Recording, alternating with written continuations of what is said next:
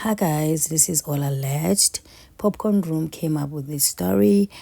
So anyway, the other lady, you'll know most Casper's ex.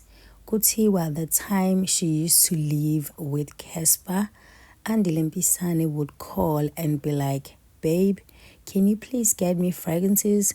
They buy skins. I'll send the money." Then Yena, she will tell Casper ukuthi she's off to buy herself fragrances. Kanti cha. Kuthiwa ke she's quickly to go to Skins.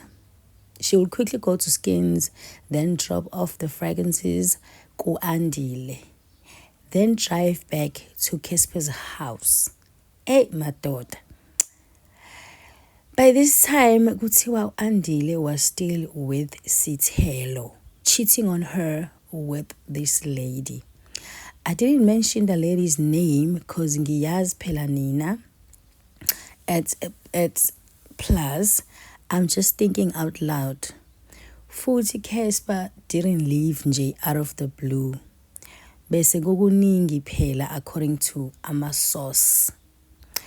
At Pulani, on the other hand, ngathi she's unproblematic, and Casper yambona nje ukuthi he's happy bandla.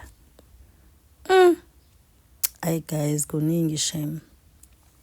Kuningi. So kahle lana they are alleging ukuthi niyakhumbula guys uMacG noMusakhawula.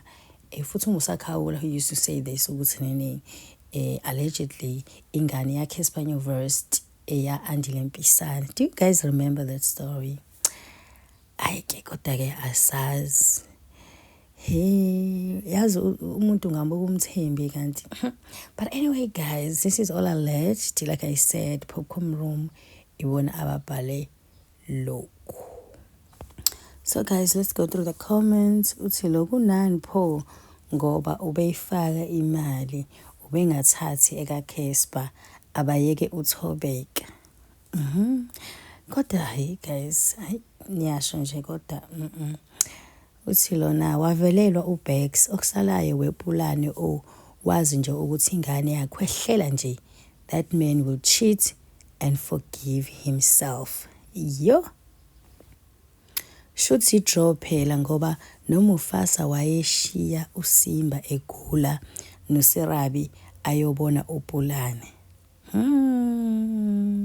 Hey ngoba idrama nje yabona nje guys.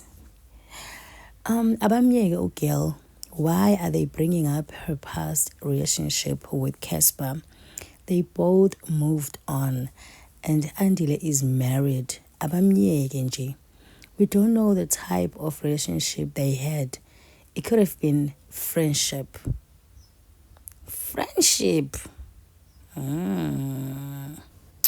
Okay, Pulane, okusalayo Sima noThobeka. Eshinama guys, yes, I like uThobeka more than Pulane, but yeah, ne. Okay, Spayena, ubeyenzani ingane yabantu ize yenze so. Phela women don't just do things like this if they secured laba khona. It's his fault. A woman standing for another woman, yes, when Utilo, the reason why Espanyol Versed got angry at MacG, if this is true, like Musa said, the Casper owns MacG an apology. Kungata. uMusakhawula kade yilokhu esitshela ukuthi ingane yabo eka Andile Mpisane. Hey cha inkulu indaba. And inkulu ngempela guys indaba. And lento ngithi sidlulile yaphela nayi sivuka manje. Ivukile guys, ivukile. I'm sorry but indoda is never msulwa. That is 100%, 110% true. Hi bandla. Anyway guys, I'll see you on my next video.